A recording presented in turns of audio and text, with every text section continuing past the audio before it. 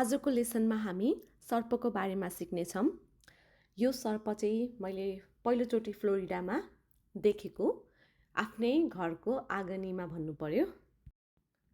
सर्पलाई चिनिया भाषामा SHE को माथि सेकेन्ड टोन श भनिन्छ। यो सर्पलाई चाहिँ कर्न स्नेक भन्दो रहेछ। अनि यो स्नेक चाहिँ हेर्दाखेरि रातो कलरमा राम्रो प्याटर्न भएको सुन्दर देखिँदो रहेछ। अनि यो स्नेकलाई चाहिँ यहाँ घरपालुवाको रूपमा पनि लिँदो रहेछ। म चाहिँ लिन सक्दिनँ होइन। हिजो मेरो साथ त गएको थियो, मेरो हस्बेन्डले घाँस काट्दै हुनुहुन्थ्यो। मैले देखेपछि चाहिँ एकछिन त आत्तिएँ, पछि मैले सर्चहरू गरिसकेपछि चाहिँ ओके द्याट्स फाइन भने मैले। कर्न स्नेकलाई चाइनिज ल्याङ्ग्वेजमा युमे स भनिँदो रहेछ।